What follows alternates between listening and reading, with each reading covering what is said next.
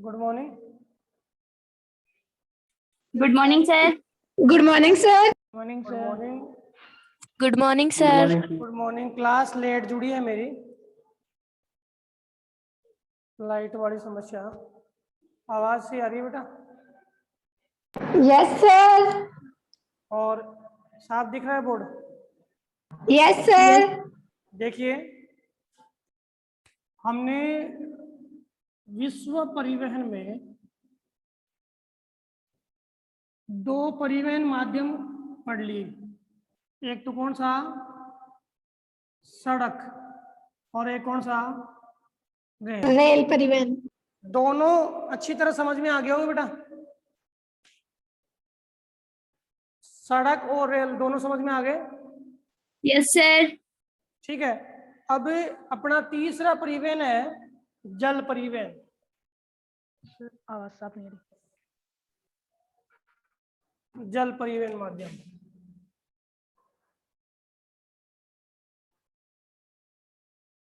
जल परिवहन से जुड़े हुए जो प्रश्न है वो देखते हैं।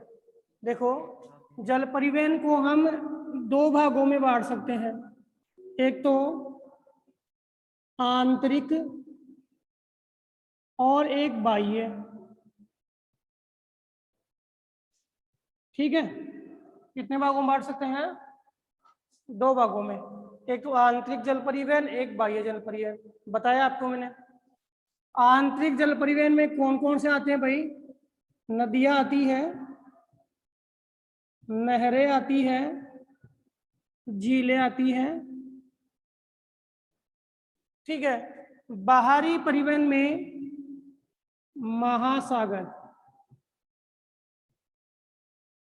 हमारे महासागर बाहरी परिवहन में आते हैं। एक प्रश्न तो आपके वर्गीकरण का बनता है कि जल परिवहन का वर्गीकरण कीजिए। तो जल परिवहन में आंतरिक और बाह्य परिवहन आते हैं, नदियां, नहरें, झीलें और महासागर। इसके अलावा दूसरा प्रश्न बनता है जल परिवहन से कि विश्व में अंतर्राष्ट्रीय व्यापार के लिए किस परिवहन माध्यम का उपयोग किया जाता है?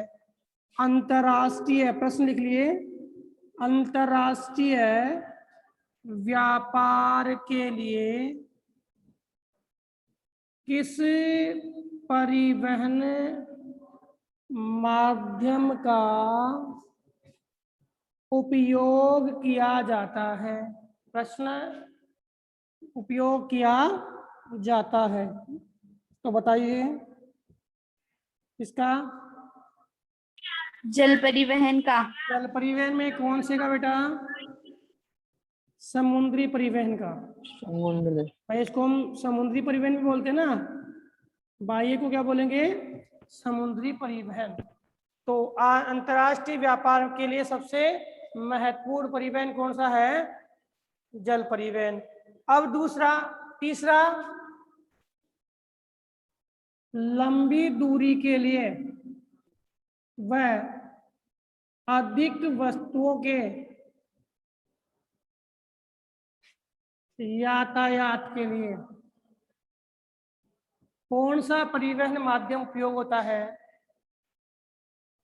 अब न तो स्थल बोल रहे हैं, नहीं जल बोल रहे हैं, तो बताओ विश्व में वो लिख दो। विश्व में लंबी दूरी के लिए और अधिक वस्तुओं के यातायात के लिए कौन सा प्रयोग होता है? जल ही होगा बेटा, सीधी सी बात है। जल से जुड़े हुए प्रश्न है। ठीक है। अब जो जल परिवहन है उसकी और क्या विशेषता है? तो जल परिवहन है बेटा सबसे सस्ता, सबसे सुगम। ठीक है, सबसे सस्ता है, सबसे सुगम है, मार्ग निर्माण की समस्या से रहित है। मार्ग निर्माण की समस्या होती है क्या जल परिवहन में?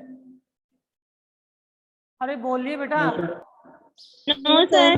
नहीं होती ना। सस्ता भी है, नहीं सर। कम भी है, मार्ग निर्माण की समस्या से रहित है, लंबी दूरी के लिए या अंतर्राष्ट्रीय व्यापार इंटरनेशनल ट्रेड के लिए उत्तम परिवहन माध्यम, इंटरनेशनल ट्रेड के लिए उत्तम परिवहन माध्यम पहले बताया आपको। आपको प्रश्न आया कि साहब बताइए जल परिवहन की क्या विशेषता है, तो पहली विशेषता सबसे सस्ता है, सबसे सुगम है, मार्ग निर्माण की कोई समस्या नहीं होती इसमें, ठीक है, लंबी दूरी के लिए ये सबसे सुगम और उत्तम परिवहन माध्यम है। और बताइए बेटा क्या, और इसके अलावा क्या इसकी हो सकती है, तो ये है पर्यावरण प्रदूषण रहित भी होता है, लेकिन ये और ध्यान रखना इसकी कमी भी है यहाँ पे, पर्यावरण प्रदूषण रहित तो मैंने बता दिया यहाँ पे, लेकिन अधिकांश जलपोतों के माध्यम से क्या है, समुद्री जीव और वनस्पति को क्या है, नुकसान हो रहा है। पर्यावरण प्रदूषण भाई निश्चित संख्या में चल रहे हैं, कोई प्रॉब्लम नहीं हो जब तक, लेकिन ज्यादा तादाद में जा रहे हैं, ठीक है, ज्यादा मात्रा में उपयोग कर रहे हैं, और वहां पे जो पेट्रोलियम पदार्थ है, पेट्रोलियम पदार्थ है वह आपके समुद्र पे आ जाएगा, यानी तेल है वो समुद्र पे आ गया ना, तो तेल क्या करेगा, सामुद्रिक जीवों को नुकसान पहुंचाएगा और सामुद्रिक वनस्पतियों को नुकसान पहुंचाएगा। ये इसकी कमी भी है, ठीक है, इसकी कमी भी है। हालांकि पर्यावरण प्रदूषण यानी एक तो मान लो कि आपके काफी मात्रा में जो अपने वाहन हैं जो बहुत ज्यादा मात्रा में चलते हैं, और एक ये कुछ मात्रा में जो आपकी जहाजें हैं, वो पॉल्यूशन तो इतना ज्यादा नहीं बढ़ाएगी, लेकिन यहाँ समुद्री जीवों को और वनस्पतियों को ये नुकसान पहुंचाती है, तो ये इसकी समस्या भी ध्यान रखना, ठीक है ना। अब इतना समझ में आएगा बेटा, समझ में आएगी ये वाली बात क्या? Yes, sir. जल परिवहन है उसको हम दो भागों में बांट सकते हैं, आंतरिक और बाह्य। हमारे कोर्स में दोनों ही है बेटा, बाह्य परिवहन भी पढ़ेंगे और आंतरिक परिवहन भी पढ़ेंगे, ठीक है। आंतरिक में विश्व की प्रमुख नदियों पे जो परिवहन है, विश्व की नहरें, दो नहरें हमारे कोर्स में है, एक तो स्वेज नहर और एक पनामा नहर, ये हमारे कोर्स में है, दो नहरें, स्वेज नहर और पनामा नहर। और विश्व के जितने भी महाद्वीप है उन महाद्वीपों की नदियां है, नदियां, उन नदियों के ऊपर जो परिवहन का संचार होता है वह भी हमारे कोर्स में है, और विश्व के प्रमुख समुद्री मार्ग भी है, इनको हम पढ़ेंगे। समझ में आ गया? तो ये तो हमने क्या किया है, विभाजन किया है। इसके बाद महत्वता की बात करें तो महत्वता किसको लेकर है, अंतर्राष्ट्रीय व्यापार को लेकर है, ठीक है। अंतर्राष्ट्रीय व्यापार के लिए कौन सा, जल परिवहन, घर से घर, बताइए प्रश्न का उत्तर, घर से घर, सड़क परिवहन, दूरी के लिए सड़क परिवहन, सड़क परिवहन, ठीक है, लंबी दूरी के लिए स्थल में, लंबी दूरी के लिए स्थल में रेल परिवहन, रेल परिवहन, विश्व में लंबी दूरी के लिए अधिक वस्तुओं को ले जाने के लिए जल परिवहन, जल जल परिवहन, परिवहन देखो सस्ता है, सुगम है। सस्ता का मतलब है कम लागत आती है, कम लागत आती है, ठीक है। रेल परिवहन की बात करें तो लागत आएगी ज्यादा, सड़क परिवहन की बात करें लागत आएगी ज्यादा। आप एयरपोर्ट की बात करें, जो हमारे वायु परिवहन की बात करें उसमें भी लागत क्या आएगी, बहुत ज्यादा। एयरपोर्ट बनाने में कितना खर्चा लगेगा, लेकिन रेल, ये जो आपका जल परिवहन है इसमें आपके जो पोत रुकने के लिए क्या बनते हैं बेटा, पतन बनते हैं, पतन, पतन जानते हो ना, बंदरगाह जिसे बोलते हैं, क्या बोलते हैं, बंदरगाह है। ये बंदरगाह है कुछ तो प्राकृतिक है और कुछ है जिनको निर्मित किया जाता है, वहां भी इतना ज्यादा खर्चा नहीं आता है, ठीक है। तो ये लागत की दृष्टि से बहुत ही सस्ता होता है, बहुत ही सस्ता है, सुगम है, मार्ग निर्माण में समस्या रहित है, लंबी दूरी के लिए या इंटरनेशनल ट्रेड के लिए इम्पोर्टेंट है। पर्यावरण प्रदूषण हालांकि तो इससे कम है, लेकिन जलीय जीव और वनस्पति को इससे क्या होता है बेटा, नुकसान होता है। ठीक है, एक प्रश्न इससे और आता है कि जो आपके जहाज है बेटा, जहाज के लिए मैंने कहा मार्ग निर्माण की कोई समस्या नहीं है, मार्ग निर्माण की कोई समस्या नहीं है। तो आपको कि अपनी मर्जी से जाएगा, फिर वो तो मार्ग निर्माण की कोई समस्या नहीं है, वो अपनी मर्जी से जाएगा, ऐसा नहीं होता है। ऐसा होता है क्या भाई? ऐसा नहीं कि जहाज यहाँ से आज तो सीधा गया है, कल ऐसे आराम से घूम के जाएगा, फिर ऐसा जाएगा अपनी मर्जी से, ऐसा नहीं है।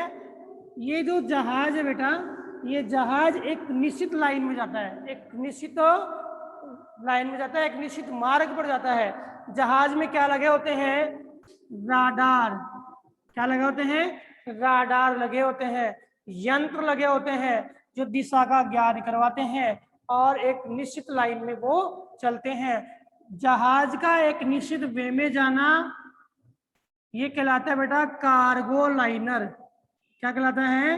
Cargo liner. ये जहाज कौन से होते हैं जो एक निश्चित वे में जाते हैं, उनको क्या बोलते हैं बेटा?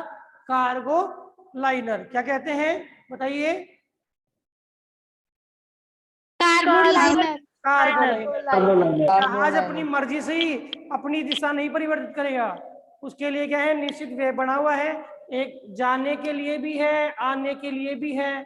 ठीक है, आने के लिए भी है और जाने के लिए भी है, वो निश्चित वे होता है और इसको हम क्या बोलते हैं बेटा? कार्गो लाइनर कहते हैं। ठीक है, अब आपको ये चीज तो पता ही है, आप पॉलिटिकल साइंस भी पढ़ते हो, अधिकांश विद्यार्थी पॉलिटिकल साइंस के भी है भाई। इंटरनेशनल ट्रेड जो होता है वो हम पूरा पढ़ेंगे, हमारे यहाँ पूरा इंटरनेशनल ट्रेड का जो टॉपिक है वो हमारे कोर्स में है। इंटरनेशनल ट्रेड है वो किन देशों के बीच होगा? अंतरराष्ट्रीय व्यापार है वह किन देशों के बीच होगा?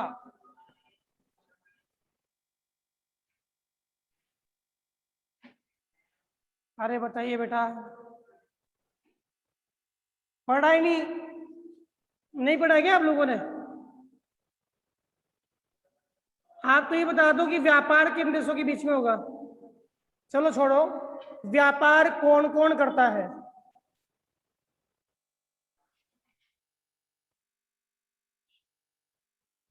नहीं पता।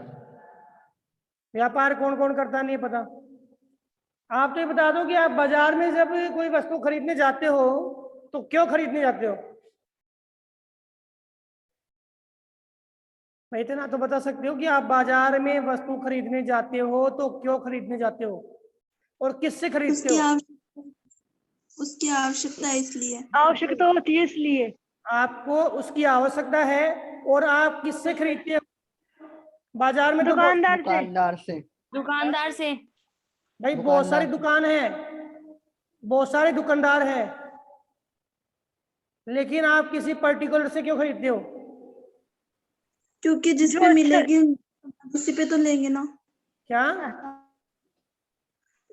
मतलब जो चीज चाहिए वो जिस दुकान पे मिलेगी उसी से तो लेंगे ना। नहीं मिल रही है, सभी दुकान से मिल रही है। आप कपड़ा मार्केट में गए, आपको कपड़े खरीदने की आवश्यकता है और वो कपड़े आपको सभी दुकानों पे मिल रहे हैं, लेकिन आप एक ही दुकान पे जाते हो और उसी से कपड़े खरीद के लाते हो जो कम रेट में देगा। अच्छी क्वालिटी के देंगे। क्वालिटी कम रेट कोई डिपेंड नहीं करती। अच्छी क्वालिटी के लिए सबसे पहले उस दुकानदार की जानकारी और साख होना जरूरी है हमारी। उस दुकानदार की क्या होना आवश्यक है? जानकारी आवश्यक है। वो दुकानदार है वो हमारा किसी प्रकार से क्या है? जानकार है। ऐसा नहीं वो रिलेशन में है, ऐसा नहीं है। हमारे परिवार वाले उनसे सामान खरीदते हैं, कैसे भी गुडविल हमारी उससे बनी हुई है। ऐसे ही व्यापार में होता है। व्यापार में हम कौन सी वस्तुएं व्यापार क्यों करेंगे? क्योंकि हमारे पास में वस्तुओं का अतिरेक है, ज्यादा है, या हमारे पास में कम है। हम अतिरेक किसको भेजेंगे? जो हमारे अनुकूल है, और हम मंगवाएंगे किससे? जो हमारे अनुकूल है। व्यापार हमेशा मित्र राष्ट्रों के बीच में किया जाता है। किसके बीच में बेटा? मित्र राष्ट्रों के बीच में। ठीक है, जिसको क्या बोलते हैं हम? मोस्ट फेवरेट नेशन बोलते हैं। क्या बोलते हैं? मोस्ट फेवरेट नेशन बोलते हैं, सर्वाधिक अनुकूल राष्ट्र बोलते हैं।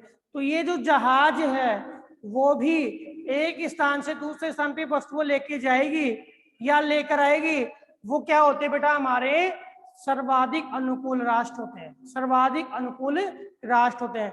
अब जहाज जाती है और लंबी दूरी तय करती है तो बीच में पतन भी, जो विश्राम पतन है वहां रुकती भी तो है। तो वो रुकेगी कहां पर? जहाज कहां पर रुकेगी? जो हमारे देश का अनुकूल राष्ट्र है वहीं पर रुकेगी साहब। ऐसा नहीं मर्जी आई वही रुक गई। आज एक एरोप्लेन उड़ान भरता है तो लैंड करता है कहां पर? जो उसका अनुकूल राष्ट्र है, जिससे हमारे विमानन समझौते हो रखे हैं। जो हमारे विमान के समझौते जिन जिन देशों से हो रखे हैं उन देशों में ही हमारा एरोप्लेन लैंड करेगा। तो मैं कहना ये चाह रहा हूं कि जो व्यापार है जो जहाजों के माध्यम से होता है वह उन्हीं राष्ट्रों में होगा जो हमारे अनुकूल राष्ट्र है। बताओ ये बात समझ में आई क्या? समझ में आ गई क्या? Yes, तो व्यापार किसके बीच में करेंगे? मित्र राष्ट्रों के बीच में ही करेंगे। राष्ट्रों के बीच में। ठीक है ना? पहले हम चाइना से बहुत व्यापार करते थे, लेकिन जैसे ही चाइना विवाद में आया है तो हमारे जो व्यापार की जो स्थिति है या व्यापार की जो दर है वो क्या हो गई? कम हो गई है चाइना से। कुछ विशिष्ट जो संधि हो रखी है वही व्यापार हो रहा है, बाकी लगभग क्या है? बंद पड़ा है। ठीक है। ऐसे ही पाकिस्तान से जब हम नाराज हो जाते हैं, पाकिस्तान से कोई हमला हो जाता है तो हम क्या कर देते हैं? व्यापार बंद कर देते हैं और अदरवाइज व्यापार स्टार्ट कर देते हैं।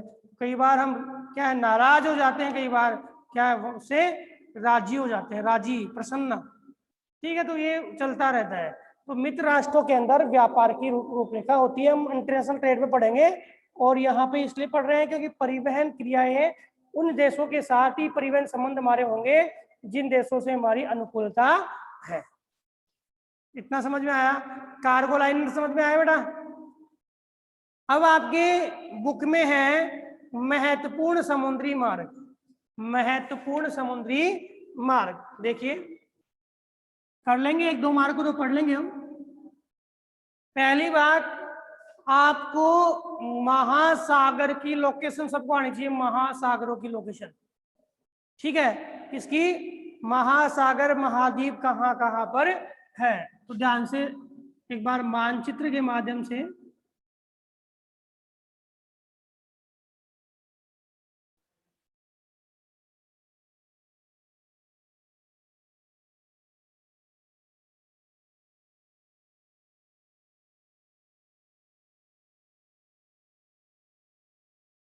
दो चार मार्ग है जो हमारे कोर्स में, उनमें जितने भी हो जाएंगे आज पॉसिबल वो सारे देख लेते हैं ना।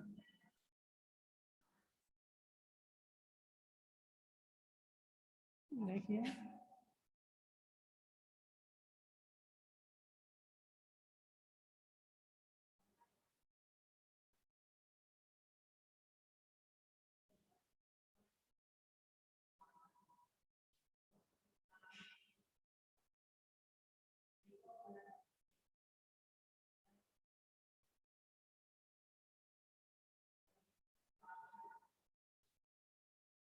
देखिए हमारे कोर्स में जो मार्ग है उन मार्गों में सबसे पहले हम बात करें,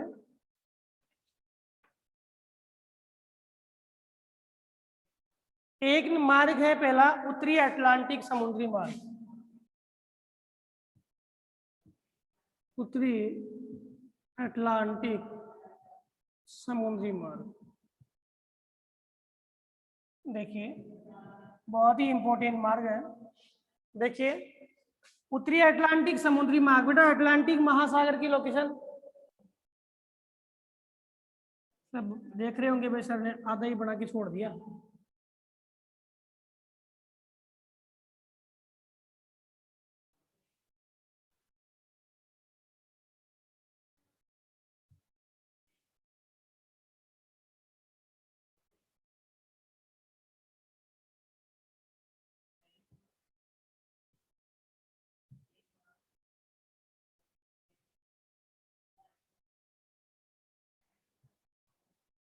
देखिए,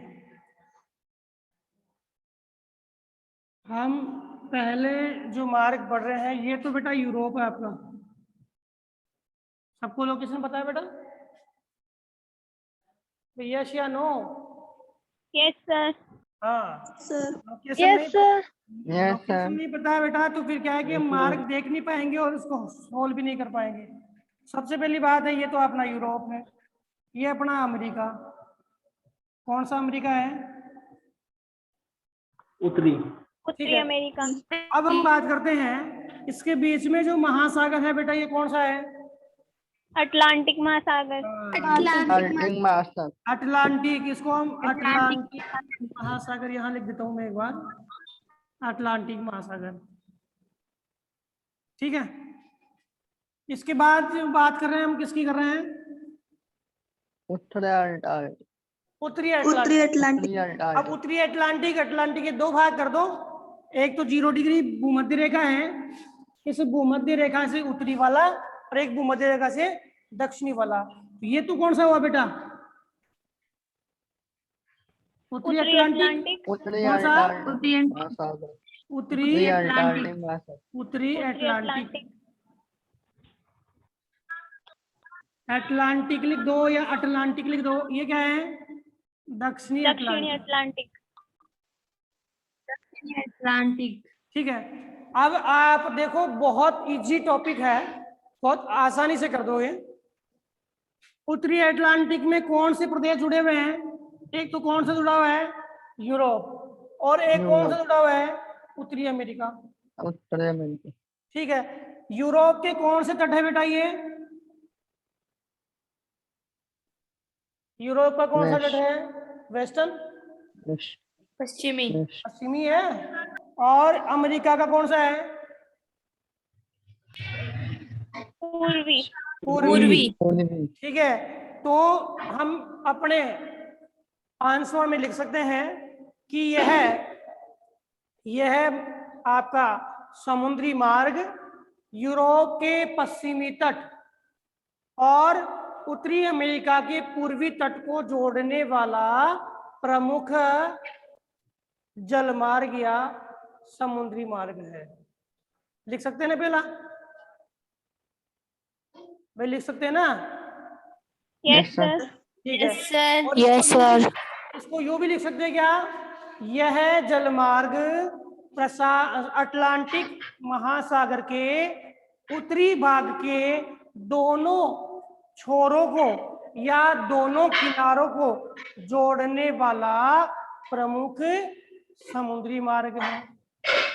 गलत नहीं होगा ना? ठीक है। दूसरी बात क्या लिखोगे? इस मार्ग को विश्व का सबसे व्यस्ततम मार्ग कहा जाता है। विश्व का सबसे व्यस्ततम मार्ग, सबसे व्यस्ततम मार्ग कहा जाता है। क्यों कहा जाता है? ये वाला प्रदेश, ये ध्यान रखना, व्यापार में पढ़ेंगे कि व्यापार कब होगा? जब हमारे पास में संसाधनों की भिन्नता होगी। क्या होगी? संसाधनों की भिन्नता होगी। अब संसाधनों की समानता है तो व्यापार नहीं करेंगे। मेरे पास भी गेहूं खूब बहुत सारा पड़ा है और दूसरे के पास में भी गेहूं बहुत सारा पड़ा है, तो क्या हम व्यापार करेंगे क्या? नहीं। ठीक है। हम तो उस व्यापारी को गेहूं बेचेंगे जिसके पास में गेहूं है ही नहीं। ठीक है ना? तो ऐसे ही ये वाला प्रदेश दोनों ही विकसित है, संसाधनों की भिन्नता इनमें पाई जाती है। इस कारण से और विकसित देशों की वजह से ये वाले प्रदेश इस वाले प्रदेश से क्या करते हैं? व्यापार करते हैं। ठीक है। इस कारण से व्यस्तम, यहाँ पे व्यस्तम की बात है, विश्व के बड़े 50 जहाज हैं, उन बड़े 50 जहाजों में 30 जहाज इसी मार्ग पर चला करते हैं। बड़े 50 जहाजों में जो 30 जहाज है वो इसी मार्ग पर चला करते हैं। और विश्व के पूरे व्यापार का 1/4 व्यापार है वो किस में होता है? इसमें होता है। विश्व के बड़े 50 जहाजों में 30 इसी में चलते हैं और विश्व का जो जितना व्यापार है उस व्यापार का 1/4 व्यापार इस मार्ग से होता है। समुद्री मार्गों का जो व्यापार है उसका 1/4 भाग है वो इस व्यापार इस मार्ग से होता है। इस कारण से उत्तरी अटलांटिक समुद्री मार्ग सबसे महत्वपूर्ण समुद्री मार्ग है। बताओ समझ में आया क्या? Yes sir. Yes sir. ठीक है। सर। अब हमें क्या है, कुछ इधर के 2-4 बिंदु और इधर के 2-4 बिंदु बिल्कुल याद करने हैं। ठीक है, अब इधर के याद करोगे तो आपको पहले भी करवाया हुआ है। एक तो आप सेंट जॉन याद है आपको, ठीक है, हैलिफैक्स याद है आपको, ठीक है, न्यूयॉर्क याद है। इधर एक नगर है, कौन सा? मियामी, मियामी है, न्यूयॉर्क है, ठीक है। ये जो प्रमुख नगर है वॉशिंगटन है, न्यूयॉर्क है, मियामी है, सेंट जॉन है, वैंकूवर है। ये नगर है वो तो इधर के आ गए, ठीक है। और इधर वाले नगरों में लंदन आ गया, लंदन, पेरिस आ गया, लंदन आ गया, पेरिस आ गया, ठीक है। और यहाँ पे पुर्तगाल के जो नगर है, इधर देखिए तो आपके रोटरडम है, ठीक है। ये जो बड़े बड़े नगर है जो इसके तटीय भाग के, वो नगर और ये वाले नगर ये आपस में जुड़ते हैं। क्या करते हैं? जुड़ते हैं। इस कारण से यह मार्ग सबसे प्रमुख मार्ग है। बताओ समझ में आएगी मेरी बात? अरे समझ में आई क्या? Yes sir. ठीक है, तो आपको क्या करना है, 2-4-5 नगर तो यूरोप वाले याद करने हैं, 2-4-5 नगर इस ये वाले याद करने हैं और अपने आंसर को बताना है, ठीक है। यूरोप के नगरों में इंग्लैंड है, इंग्लैंड का है, लंदन है, लिवरपूल है, ठीक है, मैनचेस्टर है, इधर देखे तो पेरिस है, रोटरडम है, ठीक है। यहाँ पे पुर्तगाल है, स्पेन का जो नगर है वो मैड्रिड है। ये नगर है वो किसके माध्यम जुड़ते हैं? आपके इस समुद्री मार्ग के द्वारा अमेरिका के प्रमुख नगरों से जुड़ते हैं। तो ये इंपॉर्टेंट समुद्री मार्ग है। क्लियर है बेटा? अरे क्लियर है क्या?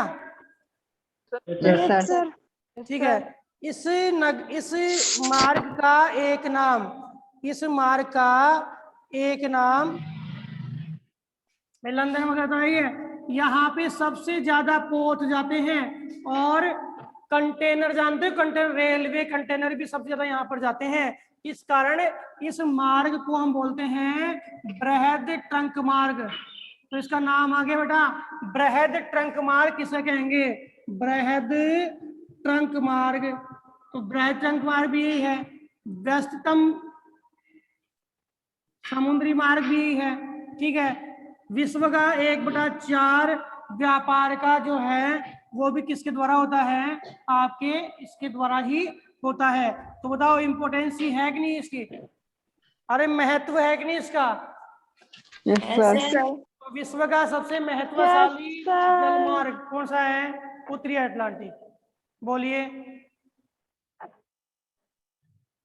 बोलिए भाई क्वेश्चन, भाई एक ही समझा पाएंगे, टाइम इतना ही है। बताइए बेटा क्वेश्चन बताइए।